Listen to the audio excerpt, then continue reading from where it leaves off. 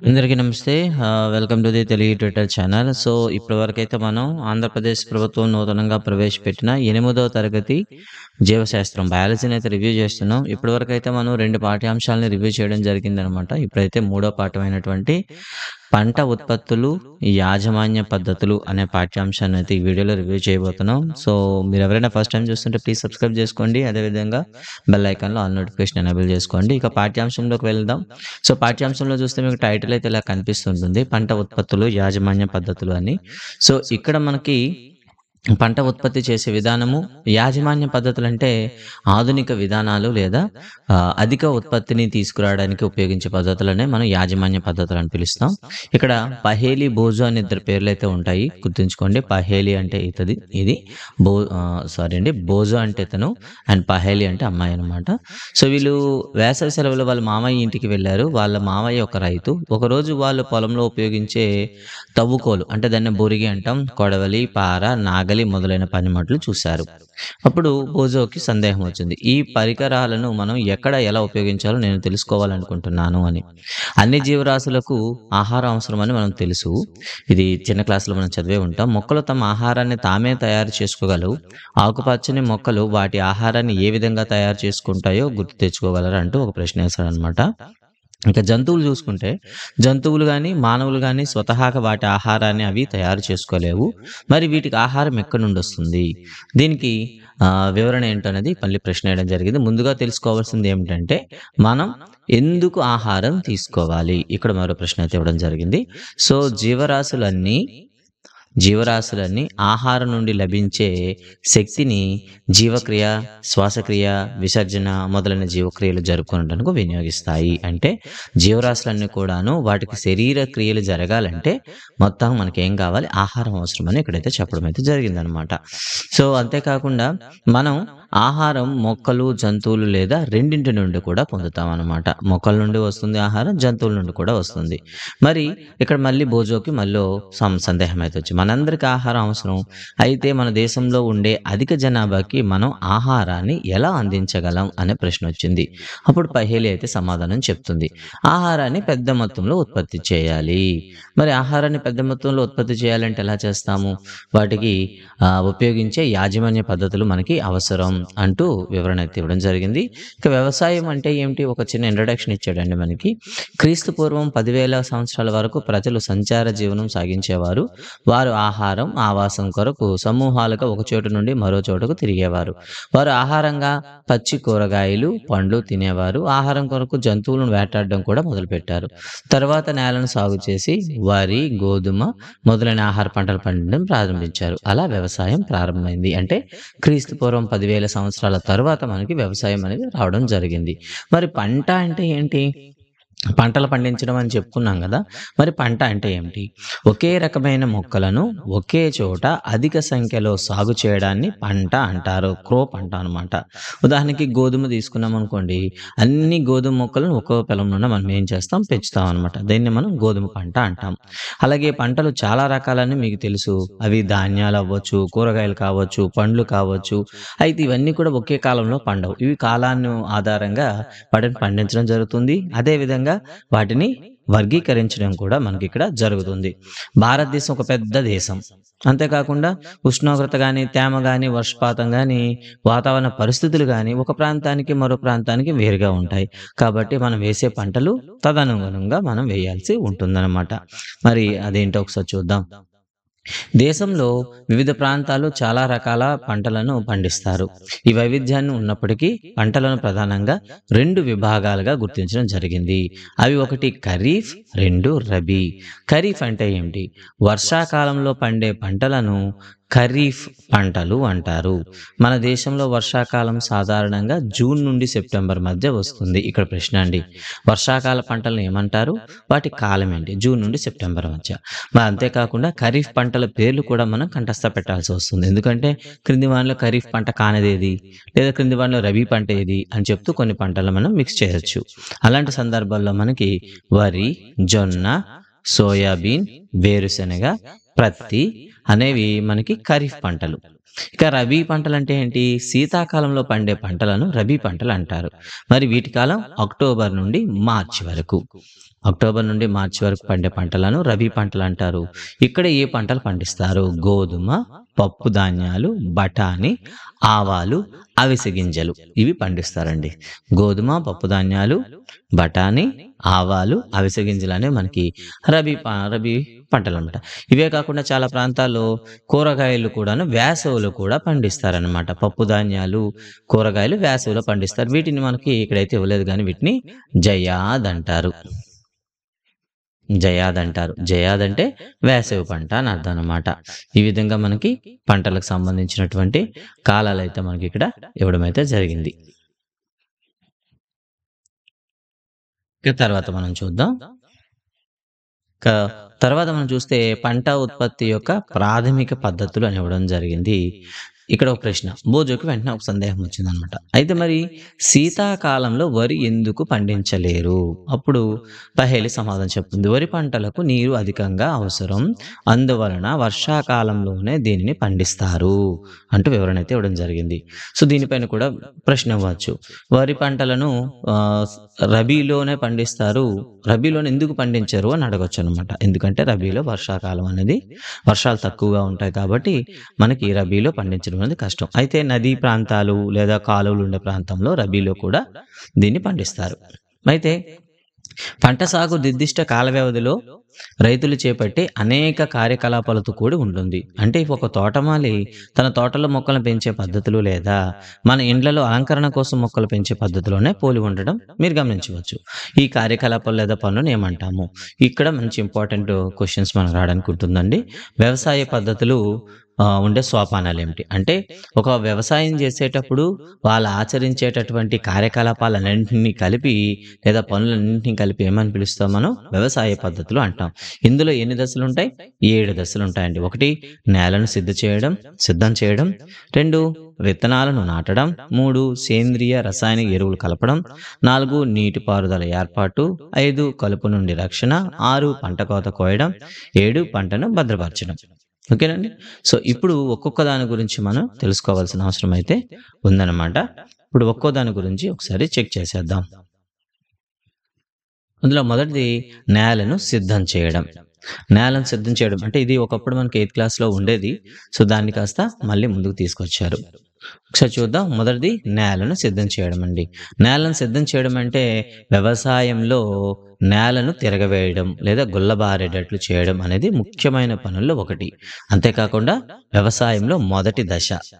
దీనివల్ల పంట మొక్కల వేలు లోతుగా చొచ్చుకుపోవుటకు తోడ్పడుతుంది. అంతేకాకుండా నేల గుల్లబారడం వల్ల వేలు లోతుగా చొచ్చుకొని పోయినప్పుడు కూడా సులువుగా గాలి పీల్చుకుంటాయి. అంటే వేలు లోతుగా వెళ్ళడానికి, వేలు సులువుగా గాలి పీల్చుకోవడానికి ఈ నేలను సిద్ధం చేయడం అనేది చాలా అవసరం.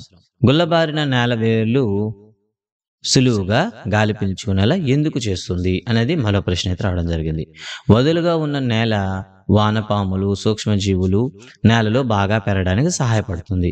ఈ జీవులు నేలను మరింత తిరగవేయడానికి, గుల్లగా మార్చడానికి, హ్యూమస్ను నేలలో చేర్చడంలో రైతులకు మిత్రులుగా పనిచేస్తాయి. అంటే హ్యూమస్ తయారీ, హ్యూమస్ అంటే మనకు తెలుసు కదండి, సారవంతమైన పొర. ఇది ఏర్పడడంలో మనకి వానపాములు కానీ సూక్ష్మజీవులు కానీ ఇలా గుల్లబారడంలో సహాయం చేస్తాయి. మరి నేలలో నీరు, గాలి, ఖనిజ లవణాలు, జీవులు ఉంటాయని మీరు ఇంతకుముందు తరగతిలో నేర్చుకున్నారు. ఇవే కాకుండా చనిపోయిన జంతు వృక్ష కళేబరాలు నేలలో సూక్ష్మజీవుల చర్యల వల్ల విచ్ఛిన్నం కాబడతాయి. ఇది ఇంతకుముందే మనం చెప్పుకున్న సూక్ష్మజీవి ప్రపంచంలో చెప్పుకున్నాం అనమాట. అంటే చనిపోయిన చెట్టు లేదా జంతు యొక్క అవశేషాలు అనేవి విచ్ఛిన్నం చేయడం జరుగుతుంది. ఈ విధంగా చనిపోయిన జీవుల నుండి రకరకాల పోషకాలు తిరిగి నేలలోకి విడుదల చేయబడతాయి. ఈ పోషకాలను మొక్కలు తిరిగి పీల్చుకుంటాయి. అంటే ఈ పోషకాలు అనేవి కొన్ని సెంటీమీటర్ల వరకు ఉన్న ఉపరితల మృతిక మాత్రమే మొక్కలు పెరగడానికి అనువుగా ఉంటుంది. నేలను తిరగేయడం లేదా వదులుగా చేయడం వలన పోషకాలు అధికంగా ఉన్న నేలపైకి చేరి మొక్కలు ఉపయోగించే విధంగా చేస్తుంది. అంటే లోపల ఉండే పోషకాలన్నీ కూడాను, విచ్ఛిన్నమైన పోషకాలన్నీ కూడాను ఉపరితలంకి రావడం, మొక్కలకు ఉపయోగపడేటట్లుగా అవుతాయన్నమాట. అందువల్లనే నేలను తిరగవేయడం, వదులు చేయడం అనేది పంట సాగులో చాలా ముఖ్యమైన దశ. ఇక తర్వాత నేలను వదులు చేసే విధానం గురించి ఒక మాట అయితే చెప్పడం జరిగింది. దీన్నే చాళ్ళు తీయడం లేదా దున్నడం అంటారు అని చెప్పడం జరిగిందనమాట. అంటే కొత్త పదం వచ్చింది, చాళ్ళు తీయడం. మనకైతే తెలుసు దున్నడం అనమాట. నేలను నాగలితో దున్నుతారు. నాగలిని ఇనుప లేదా కలపతో తయారు చేస్తారు. నేల పొడిగా ఉన్నట్లయితే దున్నే ముందు నేలను తడపాలి. దున్నిన పొలంలో మట్టి పెడ్డలనే పెద్ద పెద్ద మట్టి గడ్డలు ఉండవచ్చు. ఈ మట్టి పెడ్డలను పగలగొట్టాల్సిన అవసరం ఉంటుంది. నేలను చదును చేయడం అనేది విత్తనాలు నాటడానికే కాకుండా నీరు సక్రమంగా పారడానికి కూడా ఉపయోగపడుతుంది. అంటే నేల ఎగుడు దిగుడు ఉందనుకోండి, నీరు మనం పెట్టినట్లయితే కేవలం పల్ల ప్రాంతం వెళ్తుంది, ఎత్తు ప్రాంతంలో మనకు ఉండిపోతుంది. తర్వాత మనం ఏం చేయాల్సి వస్తుంది? చదును చేయాల్సి వస్తుంది. ఇలా చదును చేయడం వల్ల నీరు అనేది మొత్తం పొలం మొత్తంలో కూడాను ఒకేలా సరఫరా అవ్వడానికి అవకాశం అయితే ఉంటుందన్నమాట. సో అందుకే మనం నేలని చదును చేయాల్సిన అవసరం వస్తుంది. కొన్నిసార్లు చాళ్ళు ఏర్పరిచే ముందు పొలంలో సేంద్రియ ఎరువులు వేస్తారు. ఇలా చేయడం వలన సేంద్రియ ఎరువు మట్టితో బాగా కలుస్తుంది. విత్తనాలు నాటే ముందు నేలను తేమగా ఉంచుతుంది. అంటే ఈ సేంద్రియ ఎరువుకున్న గొప్ప లక్షణం ఎక్కువసేపు నీటిని తమలో నిల్వ చేసుకోవడం. ఇక వ్యవసాయ పనిముట్ల గురించి మాట్లాడదాం.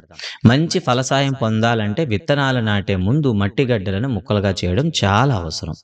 ఈ పనిని వివిధ పనిముట్లు ఉపయోగించి చేస్తారు. వాటిలో ముఖ్యమైనది నాగలి, 2 తొల్లిక మరియు దున్నుడు నాగలి. ఇక్కడ 3 ఇచ్చారండి. నాగలి, తొల్లిక మరియు దున్నుడు నాగలి అని ఇచ్చారనమాట. సాంప్రదాయ పద్ధతిలో మనం చేస్తుంది పురాతన కాలం నుండి నాగలి అని చెప్తాం. ఇంకా ఇది మనకు సాధారణంగా కర్రతో చేయబడి ఉంటుందన్నమాట. సో పురాతన కాలం నుండి నేలను చాలుగా చేయడానికి, పంటను రసాయనిక ఎరువుగా చేయడానికి, కలుపు తీయటకు, మట్టిని తిరగేయడానికి దీన్ని ఉపయోగిస్తారు. ఇది ఒక కర్రతో తయారు చేయబడి ఒక జత ఎద్దులు లేదా వేరే జంతువులతో లాగబడుతుంది. ఇది బలమైన త్రికోణాకార ఇనుప బద్ది కలిగి ఉంటుంది. దీనిని నాగలి గొర్రు అంటారు. అంటే సో సాధారణంగా మనకి నాగలి ఎలా ఉంటుందంటే ఇలా మనకు ఒక త్రికోణాకారంలో ఉంటుంది.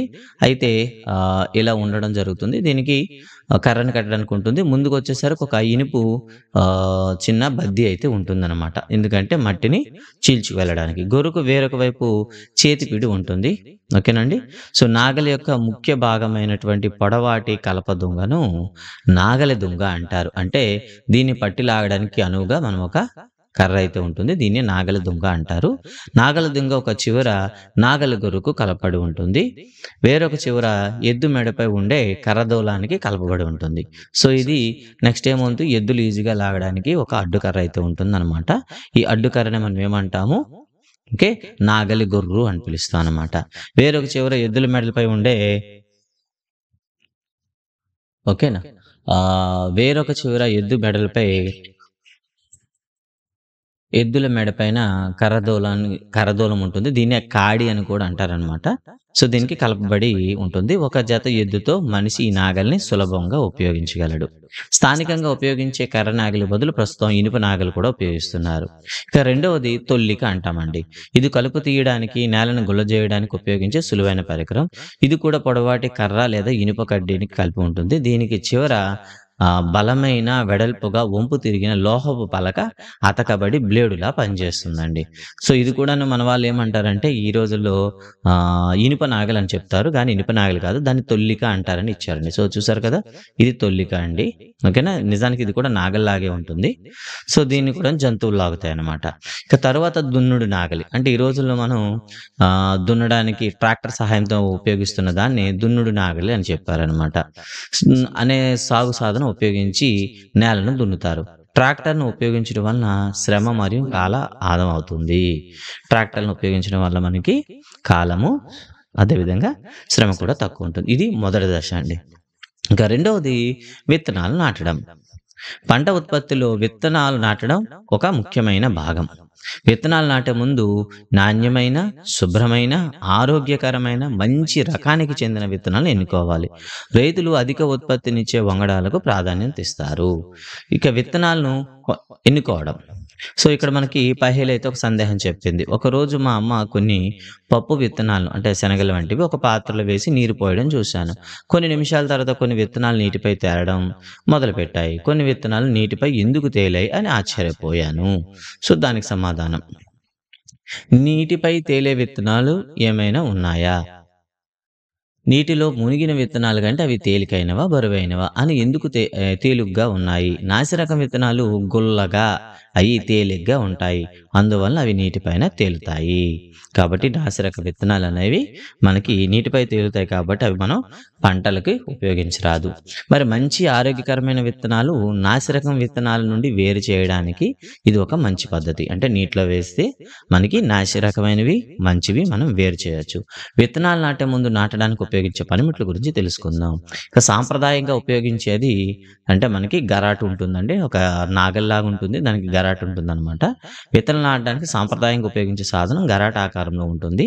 గరాటలో నింపబడిన విత్తనాలు మొనదేలిన చివర కలిగిన 2 లేదా 3 పైపులు ఉంటాయండి. సో, చూడొచ్చు ఇక్కడ.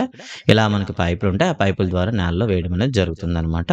ఇది సాంప్రదాయ పద్ధతి. పురాతనం నుండి ఉపయోగిస్తారు. ఇక నూతన పద్ధతి చూస్తే విత్తనాల చల్లుగర్రు అంటారు. ఇది మనకి ట్రాక్టర్ సహాయంతో వేస్తామనమాట. సో, ఇది సమాన దూరంలో మరియు లోతులో అంటే ఏకరీతిగా ఒకే రకమైనటువంటి లోతులో సమాన దూరంలో విత్తనాలు వేయడానికి, అంతేకాకుండా విత్తనాలు నాటిన తర్వాత మట్టితో కప్పడానికి రెండింటికి కూడా ఇది అవకాశం ఇస్తుంది. ఇలా చేయడం వల్ల విత్తనాలు నాటిన తర్వాత పక్షులు తినకుండా రక్షించబడతాయి. విత్తనాల చల్లుగూరు ద్వారా విత్తనాలు నాటితే కాలం మరియు శ్రమ ఆదాయం అవుతాయి. అంతేకాకుండా ఖచ్చితంగా విత్తనాలు అనేవి నేలలో కప్పబడతాయి. ఇప్పుడు మరో ప్రశ్న. మా పాఠశాల దగ్గర ఒక నర్సరీ ఉంది. అక్కడ చిన్న చిన్న మొక్కలు చిన్న చిన్న సంచుల్లో పెట్టడం నేను గమనించాను. వాళ్ళు ఎందుకు అలా చేస్తారు? అంటే ఇక్కడ నర్సరీల గురించి మాట్లాడుకోవాలి. ముందుగా వరి లాంటి కొన్ని మొక్కలు విత్తనాలను నర్సరీలో లేదా మడుల్లో పెంచుతారు. మొలకెత్తిన తర్వాత వాటిని వేరే పొలంలో చేతితో నాట్లు వేస్తారు. కొన్ని అడవి మొక్కలు, పూల మొక్కలు కూడా నర్సరీలో పెంచబడతాయి. మొక్కలు ఒకే చోట గుంపుగా మొలకెత్తకుండా ఉండాలంటే విత్తనాల మధ్య సరైన దూరం అవసరం. ఈ విధంగా మొక్కలను సరైన సూర్యరశ్మి, పోషకాలు మరియు నీటిని నేల నుండి గ్రహించడానికి దోహదపడతాయి. కాబట్టి సమాన దూరంలో పెంచడానికి ఇదో పద్ధతి అనమాట. ఈ సమయంలో కొన్ని మొక్కలను తొలగించడం ద్వారా మొక్కల గుంపును అరికట్టవచ్చు. ఇక తర్వాత వ్యవసాయంలో మూడవది సేంద్రియ రసాయన ఎరువులు కలపడం.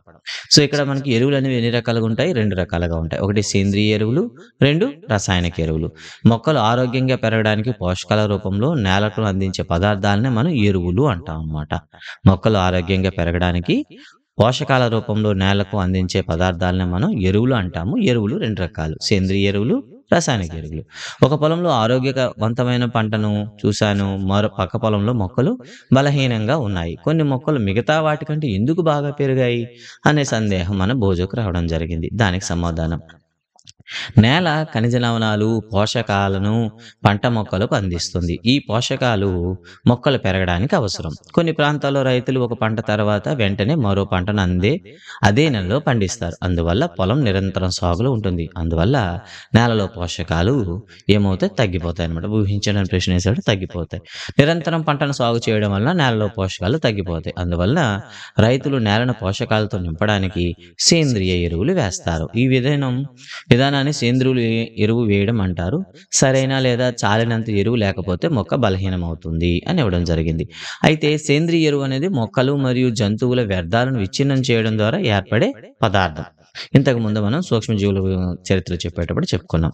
రైతులు ఆరుబయట గోతిని తీసి అందులో మొక్కలు మరియు జంతువుల పదార్థాలు అందులో వేసి విచ్ఛిన్నమయ్యేటట్టు చేస్తారు. కొన్ని సూక్ష్మజీవుల వలన విచ్ఛిన్న ప్రక్రియ జరుగుతుంది. విచ్ఛిన్న పదార్థాన్ని మనం ఏమంటాం? సేంద్రియ పదార్థం లేదా సేంద్రియ ఎరువు అంటాం అనమాట. ఇది 6వ తరగతిలో వర్మీ కంపోస్ట్ తయారీ గురించి ఉంటుంది. ఒకసారి చూడండి అని చెప్పాడు. ఇక విద్యార్థికి సంబంధించి ఒక కృత్యం అయితే ఇచ్చాడు అనమాట. 3 గ్లాసులు తీసుకోమన్నాడు. 3 గ్లాసుల్లో సమానంగా మట్టి వేసి మొలకెత్తిన పెసల విత్తనాలు వేయమన్నాడు. ఒక దాంట్లో సేంద్రియ ఎరువు, ఇంకో దాంట్లో యూరియా, మూడో దాంట్లో ఉట్టి మట్టి వేయమన్నాడు. ఈ మూడింట్లో వేసిన తర్వాత మీరు ఏం గమనించాడు అని అడిగాడు అనమాట.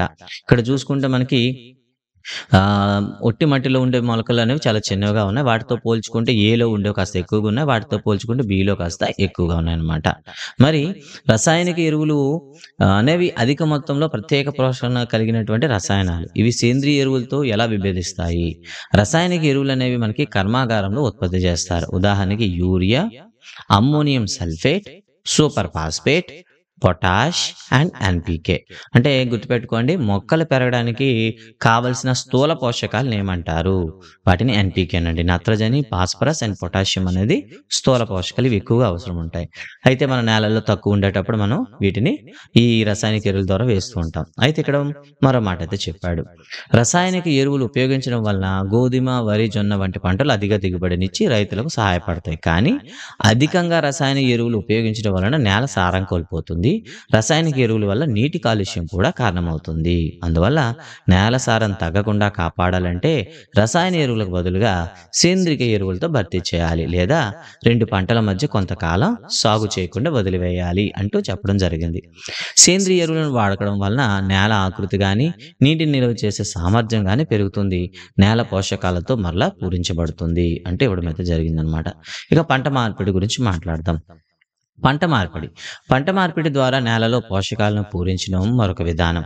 ఈ విధానంలో రకరకాల పంటలు ఒకదాని తరువాత మరొకటి పండించడం ద్వారా మనం దీన్ని సాధించగలుగుతాం. ముఖ్యంగా చూసుకుంటే ఉత్తర భారతదేశంలో రైతులు ఒక కాలంలో లెగ్యూమ్ పంటలు, పశుగ్రాహం పండించి తర్వాత కాలంలో గోధుమలు పండించేవారు. నేలలో నత్రజని నింపడంలో ఈ విధానం సహాయపడుతుంది. రైతులు ఈ పద్ధతిని పాటించేలా ప్రోత్సహిస్తున్నారు. ఇక తర్వాత చూసుకుంటే రైజోబియం బ్యాక్టీరియా గురించి మనం వినాలి. ఈ రైజోబియం బ్యాక్టీరియా అనేది ఏం చేస్తుంది? ఇది లెగ్యూమ్ మొక్కల వేర్ల బుడిపెల్లో ఉంటుంది. వాతావరణంలోని నత్రజనిని భూమిలోన స్థాపన చేస్తుందన్నమాట.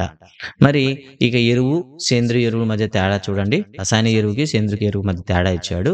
రసాయనిక ఎరువులు మానవులచే తయారు చేయబడిన అకర్బిక లవణం. సేంద్రియ ఎరువు అయితే సేంద్రియ ఎరువు జంతు వృక్ష వ్యర్థాలను విచ్ఛిన్నం చేయడం ద్వారా ఏర్పడే సహజ పదార్థం. రసాయనిక ఎరువు కర్మాగారాలు తయారు చేస్తారు. దీన్ని పొలాల్లో తయారు చేస్తారు. ఇది నేలకు హ్యూమస్‌ను అందివ్వలేవు. అంటే హ్యూమస్ మనకు అవసరం ఉంటుంది. హ్యూమస్‌ని అందివ్వలేవు. కానీ సేంద్రియ ఎరువు హ్యూమస్‌ని అందిస్తుంది. రసాయనిక ఎరువులు నత్రజని, భాస్వరం, పొటాష్ వంటి వృక్ష సంబంధిత పోషకాలు అధికంగా కనిపిస్తాయి. కానీ సేంద్రియ ఎరువులు సాపేక్షంగా తక్కువ వృక్ష సంబంధిత పోషకాలను కలిగి ఉంటాయి అనేది ఇవ్వడం జరిగిందనమాట. అంటే ఇందులో సేంద్రియ ఎరువు ఇచ్చేసి ఏవో 3 లక్షణాలు ఇచ్చి ఒకటి రసాయన ఎరువు లక్షణం అయితే ఇవ్వచ్చు. దాన్ని మీరు ఈజీగా ఎలిమినేట్ చేయాల్సి ఉంటుంది. లేదా రసాయనిక ఎరువుకు సంబంధించి 3 లక్షణాలు ఇచ్చి ఒకటి సేంద్రియ ఎరువు లక్షణం ఇవ్వచ్చు. కాబట్టి లక్షణాలు అనేవి కంపేర్ చేసుకోండి. ఓకే. తర్వాత సేంద్రియ ఎరువుల యొక్క ఉపయోగాలు ఏమిటి? సేంద్రియ ఎరువులు రసాయన ఎరువుల కంటే ప్రయోజనకరమైనవిగా పరిగణించబడినవి. ఎందుకంటే ఇవి నేల యొక్క నీటిని నిల్వ చేసే సామర్థ్యం ఉంటాయి. నేలను గుర్రబారేటట్లు చేస్తాయి. తద్వారా నేలలో వాయు వినిమయాన్ని సులభతరం చేస్తాయి. స్నేహపూర్వక సూక్ష్మజీవుల సంఖ్యను వృద్ధి చేస్తాయి. నేల ఆకృతిని కాపాడతాయి. అంటే నేలలో మనకి సహాయం చేసేటటువంటి వానపాములు కానివ్వండి, సూక్ష్మజీవులు కానీ ఉండొచ్చు. వాటికి ఇవి సహాయం చేస్తాయి అన్నమాట. నీటిపారుదల సౌకర్యము. జీవరాశులన్నింటికీ జీవించడానికి నీరు అవసరం. సరైన పెరుగుదల, అభివృద్ధి నీరు చాలా ముఖ్యమైనవి. మొక్కల వేర్లు నీటిని శోషించుకుంటాయి. నీటితో పాటు ఖనిజ లవణాలు, రసాయనిక ఎరువులు కూడా శోషించుకుంటాయి. మొక్కలు సుమారు 90% నీటిని కలిగి ఉంటాయి. అంటే మొక్క తన మొత్తం శరీరంలో 90% నీటిని కలిగి ఉంటుంది. ఇక్కడ ప్రశ్న అయితే ఉందన్నమాట. పొడి పరిస్థితుల్లో విత్తనాలు మొలకెత్తవు కావున విత్తనాలు మొలకెత్తడానికి నీరు చాలా అవసరం. నీటితో కరిగిన పోషకాలు మొక్కలోని అన్ని భాగాలకు రవాణా చేయబడతాయి. మంచు మరియు వేడి గాలి ప్రవాహాల నుండి కూడా నీరు పంటను రక్షిస్తుంది. నేలను తేమగా ఉంచి ఆరోగ్యవంతమైన పంటను పండించడానికి పొలాల్లో క్రమం తప్పకుండా నీరు పెట్టాలి. నియమిత సమయాలలో పంటకు నీటిని అందివ్వడం మనం ఏమంటాం? నీటిపారుదల అంటాము. అంటే మనకు కావాల్సిన సమయంలో, పంటకి ఏ సమయంలో అయితే నీరు అవసరం ఉంటుందో ఆ సమయంలో నీరు పెట్టడాన్ని నీటిపారుదల అంటాం. పొలానికి ఎప్పుడు ఎంత నీరు అందించాలనేది పంటను, నేలను, ఋతువుని బట్టి మారుతుంది. వేసవికాలంలో పంటకు ఎక్కువసార్లు నీటిని అందివ్వాలి. ఎందుకంటే ఎక్కువ నీరు అనేది మనకి ఆవిరైపోవడం జరుగుతుంది. తర్వాత నేను ఈ సంవత్సరం మొక్కలకు నీరు పెట్టే విషయంలో చాలా జాగ్రత్తగా ఉండాలి. గత వేసవిలో మా మొక్కలు ఎండిపోయి చనిపోయాయి అని చెప్పడం జరిగిందనమాట. ఇక తర్వాత చూసుకుంటే నీటిపారుదల వనరులు. నీటిపారుదల కొరకు నీటి వనరులు మనకి బావులు కానీ, గొట్ట బావులు కానీ, చెరువులు కానీ, సరస్సులు కానీ, నదులు, ఆనకట్టలు, కాలువలు మొదలైనవి. ఇక చూడండి, ఇక్కడ ఒక ఇమేజెస్ అయితే ఇచ్చాడనమాట. ఇక్కడ మనకి గిలక బావి అంటారు. ఇది సాంప్రదాయమైనది. ఇక రెండవది మనకి గొలుసు పంప్ అంటాం. ఇది కూడా పురాతన పద్ధతిలో ఉండేది. ఇక తర్వాతి కపిలి వ్యవస్థ, ఇది కూడా పురాతనది. ఇక తర్వాత యాతం అంటారు. యాతంలో మనుషులు నడుచుకుంటూ దీన్ని ఏం చేస్తారంటే ఖాళీ చేస్తూ ఉంటారనమాట. సో, సాంప్రదాయ నీటిపారుదల పద్ధతుల గురించి అయితే చెప్పడం జరిగింది ఇక్కడ. పొలాలకు నీటిని అందివ్వడానికి బావులు, సరస్సులు, కాలువల్లో ఉన్న నీటితో తోడటానికి వివిధ ప్రాంతాల్లో వివిధ పద్ధతులు ఉపయోగిస్తారు. ఈ విధానాల్లో పశువులు లేదా శ్రామిక శక్తిని ఉపయోగించి ఈ విధానాలు ఉపయోగిస్తారు. ఇవి చాలా చౌకైనవి కానీ తక్కువ సామర్థ్యం కలిగినవి. వీటిని సాంప్రదాయ పద్ధతులు అంటారు. ఉదాహరణకి గిలక బావి, కపి వ్యవస్థ, 2 గొలుసు పంపు, 3 యాతం, 4 కపిలి వ్యవస్థ. సాధారణంగా గొలుసును నీటిని తోడడానికి ఉపయోగిస్తారు. ఇవి పనిచేయడానికి డీజిల్, తర్వాత బయోగ్యాస్, విద్యుత్, సౌరశక్తిని కూడా ఉపయోగిస్తారనమాట. సాధారణంగా గొట్టాలతో తయారు చేసినవి. ఇక తర్వాత చూద్దాం ఆధునిక నీటిపారుదల వ్యవస్థ చూద్దామండి. నీటిని పొదుపుగా ఉపయోగించుకోవడానికి ఆధునిక నీటిపారుదల పద్ధతులు చాలా ఉపయోగపడతాయి. అందులో మొదటిది స్ప్రింక్లర్ పద్ధతి లేదా తుంపర వ్యవస్థ అంటారు. అంటే నీటి లభ్యత సరిగా లేని, చదునుగా లేని నేలల్లో తుంపర పద్ధతి చాలా ఉపయోగకరం. నిర్ణీత దూరాల్లో చుట్టూ తిరిగే నాజిళ్లు కలిగి లంబంగా ఉండే పైపులను ప్రధాన పైపు లైన్ కలుపుతారు. పంపులను ఉపయోగించి ప్రధాన పైపు గుండా తగినంత పీడనంతో నీటిని పంపించినప్పుడు నీరు తిరిగి నాజిల్ గుండా బయటకు వచ్చి వర్షం పడినట్లు తుంపరలుగా పంటపై చెంగు పడుతుంది. పచ్చికలకు, కాఫీ పంటలకు, కొన్ని ఇతర పంటలకు ఈ స్ప్రింక్లర్ పద్ధతి చాలా ఉపయోగకరం. ఇక రెండోది మనకి బిందు సేద్యం అండి. ఓకేనా. సో, ఈ పద్ధతిలో నీటి బిందువులుగా నేరుగా వేల దగ్గరే పడతాయన్నమాట. కనుక దీన్ని బిందు సేద్యం అంటారు. చెట్లకు, తోటలకు, పండ్ల మొక్కలకు ఇది ఉత్తమమైన పద్ధతి. నీరు ఎక్కడా వృధా కాదు. నీరు తక్కువగా లభ్యమయ్యే ప్రదేశాలకు కూడా ఇది ఒక వరం అండి. చూసారు కదా, ఇలా మనకు పంపు పెట్టేసి ప్రతి మొక్క వేరు దగ్గర ఒక చిన్న రంధ్రం పెట్టి పైపులు అయితే వేస్తాము. పైపులో నీరు వస్తున్నంతసేపు ఆ మొక్క వేరు దగ్గర ఒక్కొక్క డ్రాప్ అయితే రావడం జరుగుతుంది. ఇక తర్వాత పద్ధతి అంటే తర్వాత పంట విధానంలో సోపానంలో మరొకటి కలుపు మొక్కల నుండి రక్షణ. అంటే మనకి పహేలి బోజు దగ్గరికి ఉన్న గోధుమ పంట పొలానికి వెళ్ళారు. అక్కడ గోధుమ మొక్కలతో పాటు కొన్ని ఇతర మొక్కలు పెరగడం చూశారు. ఈ ఇతర మొక్కలు ఉద్దేశపూర్వకంగా నాటారా అనే డౌట్ బోజోకు వచ్చిందనమాట. పొలంలో అనేక అవాంఛనీయ మొక్కలు పంటలతో పాటు సహజంగా పెరుగుతాయి. వీటినే మనం అవసరం లేని మొక్కలు లేదా కలుపు మొక్కలు అంటారు. ఈ కలుపు మొక్కలు చాలా మనకి నష్టాన్ని చేకూరుస్తాయి. కలుపు మొక్కలను తొలగించడాన్ని కలుపు తీయుట అంటారు.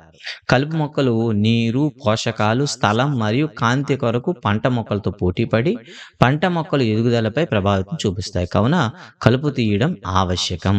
కొన్ని కలుపు మొక్కలు పంట కోతలకు కూడా ఆటంకం కలిగిస్తాయి మరియు జంతువులకు, మానవులకు విషపూరితంగా కూడా ఉంటాయి. మరి అలాంటి కలుపు మొక్కలను మనం ఎప్పటికప్పుడు తీసేస్తుండాలి. మరి దాని గురించి ఏ పద్ధతులు ఉపయోగిస్తారు? రైతులు కలుపు మొక్కలను తొలగించడానికి, వాటి పెరుగుదలను అదుపు చేయడానికి చాలా మార్గాలు అనుసరిస్తారు. విత్తనాలు నాటే ముందే చాల తీయడం వలన ఈ కలుపు మొక్కల్లో వేర్లతో సహా పెకిలి చంపివేయబడడానికి సహాయపడతాయి. అప్పుడు అవి ఎండిపోయి నేలలో కలిసిపోతాయి. ఇవి పువ్వులు, విత్తనాలు ఉత్పత్తి చేయడానికి ముందే వీటిని తొలగించడం ఉత్తమం. కలుపు మొక్కలను భౌతికంగా తొలగించడానికి వాటి వేర్లతో సహా పెకిలించడం లేదా భూమి దగ్గర కత్తిరించడం క్రమం తప్పకుండా చేయాలి. తవ్వుకోలు అంటే బొరిగితో ఈ పనిని చేయవచ్చు. విత్తనాల చల్లుగొరుతో కూడా కలుపు మొక్కను తొలగించవచ్చు అని ఇచ్చాడు అనమాట. మరి రసాయన పద్ధతిలో చూసుకుంటే 2,4-D అంటారండి. 2,4-D అనే ఒక రసాయనికాన్ని వాడుతూ ఉంటా. ఓకే. ఈ 2,4-D అనే రసాయనం ద్వారా కలుపును అరికట్టవచ్చు. కలుపనాశకాలు అంటారనమాట వీటిని పొలాల్లో కలుపు నశించడానికి పిచికారి చేస్తారు. అవి పంటను నాశనం చేయవు. కలుపు నాశనాలకు తగిన నీటిలో కలిపి స్ప్రేయర్ల ద్వారా పొలంలో పిచికారి చేస్తారు. ఓకేనండి. 2,4-D అనేది మనకి పంట మొక్కలు ఉపయోగిస్తారనమాట. ఇక 2,4-D ఫుల్ ఫామ్ అయితే ఉంటుందో ఒకసారి అయితే మీరైతే కామెంట్స్లో పెట్టండి. తర్వాత ముందు చెప్పుకున్నట్లయితే కలుపు మొక్కలు, విత్తనాలు, పుష్పాలు ఉత్పత్తి చేయకముందే కలుపు నాశకాలను పిచికారి చేయాలి. కలుపు నాశకాలను పిచికారి చేయడం రైతుల ఆరోగ్యంపై ప్రభావం చూపవచ్చు. అందువలన రసాయనాలను రైతులు చాలా జాగ్రత్తగా వాడాలి. ఈ రసాయనాలు పిచికారి చేసేటప్పుడు వారు ముక్కు, నోరు గుడ్డతో కప్పుకోవాలి అని ఇవ్వడం అయితే జరిగిందనమాట. ఇది చూసారా, ఇక్కడ మనకైతే కలుపు నాశనాలు పిచికారి చేస్తున్న వ్యక్తి అయితే కనిపిస్తున్నాడు. ఇక చివరగా పంటను కోత కోయడం. సో, పంటని కోత కోయడం అంటే ఏంటి? పంటను కోత కోయటం ఒక ముఖ్యమైన పని. పంట పండిన తరువాత పంటను కోయడాన్నే పంట కోత అంటారు. హార్వెస్టింగ్ అంటారనమాట. దీనిలో పంటను పైకి పెకిలిస్తారు, లేదా భూమికి దగ్గరగా కోస్తారు. ధాన్య పంటలు పక్వానికి రావడానికి 3-4 నెలలు పడుతుంది. మన దేశంలో పంటలను కోత కోయడానికి మనుష్యులు కొడవలిని లేదా కోత కోసే యంత్రాన్ని హార్వెస్టర్లను ఉపయోగిస్తారు. కోత కోసిన పంట చొప్ప నుండి గింజలను వేరు చేయడం కూడా తప్పనిసరి. ఈ విధానాన్ని మనం ఏమంటాం? నూర్పిడి అంటాము. దీన్నే కంబైన్ యంత్రం సహాయంతో చేపట్టవచ్చు. వాస్తవానికి ఇది పంట కోత, నూర్పిడి 2 చేస్తుంది. అంటే దీన్ని కంబైన్ హార్వెస్టర్ అని పిలుస్తాము. కోత కోస్తుంది, నూర్పేస్తుంది, అంతే ఎగరవేత కూడా చూస్తుందనమాట. కొన్నిసార్లు కోత కోసిన తర్వాత పంట పొలంలో మిగిలిన మూడులపై రైతులు కాల్చేస్తారు. ఇది కాలుష్యానికి కారణమవుతుందని పహేలి ఆందోళన చెందుతుంది.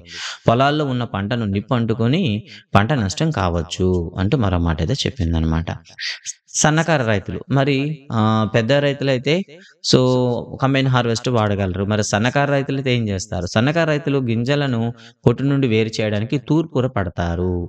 ఓకేనా? తూర్పుర పట్టడం అంటే దీన్నే మనం ఏమంటే ఎగరవేయడం అని పిలుస్తాం అనమాట. సో, పంట కాలపు పండుగల గురించి మాట్లాడదాం. అంటే 3-4 నెలలు కష్టపడి తర్వాత పంట కోతకు వస్తుంది. పొలమంతా బంగారు రంగులో పంట నిండా గింజలు కలిగి ఉన్న దృశ్యం రైతుల హృదయాన్ని ఆనందం, అంతా బాగుందనే భావన కలిగిస్తాయి. ఇది గత పంట కాలంలో చేసిన కష్టం ఫలించి ఆనందంతో సేద తీరే సమయం. భారతదేశంలో అన్ని ప్రాంతాల్లో పంటలు కోసే సమయంలో గొప్ప ఉల్లాసభరితమైన ఆనందదాయకమైన సమయం. పురుషులు, స్త్రీలు ఉత్సాహంగా పండుగ జరుపుకునే సమయం. సంక్రాంతి, వైశాఖి, హోలీ, దీపావళి, నభన్య, బిహు మొదలైనవి పంట కోతలతో ముడిపడి ఉండే పండగలు. సో, మన తెలుగు వాళ్ళు చూసుకున్నట్లయితే సంక్రాంతి అనేది పంట ఇంటికి వచ్చే సమయంలో మనం చేసుకునేటటువంటి ఒక పండగ. ఇక నిల్వ చేయడం. సో, మొత్తం పంటంతా చేసిన తర్వాత వాటిని నిల్వ చేయడం కూడాను అతి ముఖ్యమైన పని. ఉత్పత్తి అయిన ధాన్యాన్ని భద్రపరచడం, నిల్వ చేయడం ముఖ్యమైనవి. ఈ పంట ధాన్యాలు ఎక్కువ కాలం భద్రంగా నిల్వ చేయాలంటే తేమ, పురుగులు, ఎలుకలు, సూక్ష్మజీవుల నుండి కాపాడాలి. కోత కోసిన ధాన్యం ఎక్కువ తేమగా ఉంటాయి. తాజాగా కోసిన ధాన్యాన్ని ఎండబెట్టకుండా నిల్వ చేస్తే అవి పాడై సూక్ష్మజీవులు దాడికి గురై ఆహారానికి ఉపయోగించడానికి, మొలకెత్తడానికి పనికి రాకుండా పోతాయి.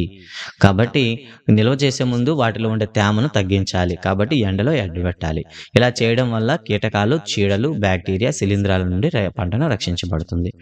ఓకే. నేను మా అమ్మ బియ్యం డబ్బాలో వేప ఆకులు వేయడం చూశాను. ఇలా ఎందుకు చేసిందా అని నేను ఆశ్చర్యపోయాను అంటూ పహేలైతే మాట చెప్పిందనమాట. అంటే రైతులు గింజలను గోను సంచుల్లోనూ, లోహపు డబ్బాల్లోనూ నిలువ చేస్తారు. ఎక్కువ మొత్తంలో ఉన్న ధాన్యాన్ని చీడలు, ఎలుకలు, పురుగులను రక్షించడానికి కొన్నిసార్లు లోహపు గదుల్లో వాడతారు, లేదా గోదాముల్లో నిల్వ చేస్తారు. ఇళ్లలో ధాన్యం గింజలు నిల్వ చేయడానికి ఎండిన వేప ఆకులను ఉపయోగిస్తారు. పెద్ద మొత్తంలో ధాన్యాన్ని గోదాంలో నిల్వ చేసినప్పుడు చీడలు, సూక్ష్మజీవుల నుండి రక్షించడానికి వాటికి రసాయనాలతో శుభ్రం చేస్తారు అని ఇవ్వడం జరిగింది. మీకైతే పైన మీకు ఒక ధాన్యం నిల్వ చేసే లోహపు గదులు అయితే కనిపిస్తున్నాయి. ఓకేనా? తర్వాత మనం చూసుకుంటే గోనె సంచుల్లో నిల్వ చేసి గోడౌన్‌లో పెట్టినట్టయితే కనిపిస్తుంది. ఇక ఇక్కడ చూద్దాం జంతువుల నుండి ఆహారం. ఇప్పటివరకైతే మొక్కల నుండి ఆహారం తీసుకున్నాం. ఇక జంతువుల నుండి ఏ ఆహారం వస్తుందనేది ఇక్కడ ఇవ్వడం జరిగింది. ఉదాహరణకి పిల్లలకు సంబంధించి ఒక వర్క్ ఇచ్చారండి. పాలు ఇవి ఆవు నుండి, గేదె నుండి, మేక నుండి, ఒంటె నుండి వస్తాయి. అదే తర్వాత వాటిని పూర్తి చేసిన తర్వాత చర్చించండి అని ఇవ్వడం జరిగిందనమాట. అంటే మొక్కల వలె జంతువులకు కూడా రకరకాల ఆహారాన్ని మనకు అందిస్తున్నాయి అని మీరు గ్రహించి ఉంటారు. తీర ప్రాంతంలో ప్రజలు చేపలను ఎక్కువగా ఆహారంలో తీసుకుంటారు. ముందు తరగతుల్లో మొక్కల నుండి లభించే ఆహారం గురించి తెలుసుకున్నాం. మొక్కల నుండి ఆహారోత్పత్తులు, విత్తనాలు జల్లడం, నీరు పెట్టడం వంటి అనేక దశలు ఉంటాయి తెలుసుకున్నాం. అదేవిధంగా ఇళ్లలో లేదా పొలంలో జంతువులు పెంచినప్పుడు వాటికి సరైన ఆహారం, ఆవాసం, రక్షణ కూడా అందించాలి. ఎక్కువ మొత్తంలో ఈ విధంగా చేయడాన్నే మనం ఏమని పిలుస్తాం? పశు సంవర్ధనం అంటాము. పశు సంవర్ధనం అంటే పశువులను మనం సరైన ఆహారాన్ని ఇవ్వడం, ఆవాసాన్ని కలిగించడం, రక్షణ కల్పించడం అన్నమాట. అయితే చూడండి, చేపలు ఆరోగ్యకరమైన ఆహారం. మనం చేపల నుండి పొందే కాడ్ లివర్ ఆయిల్‌లో విటమిన్ డి ఎక్కువగా ఉంటుంది అంటూ పహేల్ అయితే చెప్పడం జరిగింది. ఇదండి మన పాఠ్యాంశం సంబంధించి. సో, ఈ పాఠ్యం సంబంధించి మొత్తం వివరణ అయితే ఇవ్వడం జరిగింది. మీకు ఏవైనా సందేహాలున్నా సో కింద కామెంట్స్ అయితే పెట్టండి. సో 2,4-D యొక్క ఫుల్ ఫామ్ అయితే మీకు క్వెషన్ అడగడం జరిగింది. దానికి చెప్పండి ఆన్సర్. ఇక తర్వాత చూద్దాం. బిట్లు చూద్దామండి. ఒకే రకమైన మొక్కలను ఎక్కువ పరిమాణంలో ఒకే ప్రదేశంలో సాగు చేయడం ఏమంటారు? పంట అంటారు. పంటను పండించే ముందు మొదటి దశలో నేలను గుల్ల చేయడం. పాడైపోయిన విత్తనాలు నీటి ఉపరితలంపై తేలుతాయి. ఒక పంటను పండించడానికి తగిన సూర్యరశ్మి మరియు నీరు మరియు నేల నుండి పోషకాలు అవసరం. ఇక కాలాలైతే ఇచ్చాడండి. వాటిని జత చేయమన్నాడు. ఒకసారి చూడండి. ఖరీఫ్, రబీ, రసాయనిక ఎరువు, సేంద్రియ ఎరువు, పశువుల మేత, యూరియా మరియు సూపర్ ఫాస్ఫేట్, జంతువులు మల మూత్రాలు, ఆవు పేడ, మూత్రము, మొక్కల వ్యర్థాలు, గోధుమ, పప్పు దినుసులు, బఠానీ, వరి, మొక్కజొన్న ఇచ్చాడు. సో, ఖరీఫ్ పంట అయితే మనం వరి, మొక్కజొన్న అని చెప్పొచ్చు. రబీ పంటలైతే మనం గోధుమ, పప్పు దినుసులు అని చెప్పొచ్చు. రసాయనిక ఎరువులైతే యూరియా, ఫాస్ఫేట్. సేంద్రియ అంటే జంతువులు, మలమూత్రాలు, ఆవు పేడ అని జత చేయొచ్చు. ఇక తర్వాత సొంత మాటలు రాయండి అని విద్యార్థులకైతే కొన్ని ప్రశ్నలు అయితే ఇవ్వడం జరిగింది. ఇదండి ఈ వీడియో ముఖ్య ఉద్దేశం అయితే. అండ్ వీడియో మీకు నచ్చింది అనుకుంటాను. సో, మీకు నచ్చినట్లయితే లైక్ చేయండి. మీ ఫ్రెండ్స్ అందరూ కూడా షేర్ చేయండి. సో, మరిన్ని వీడియోస్ కోసం మా ఛానల్ సబ్స్క్రైబ్ చేసుకొని పక్కనున్న బెల్ ఐకాన్లో ఆల్ నోటిఫికేషన్ ఎనేబుల్ చేసుకోండి. Thank you very much. జై హింద్.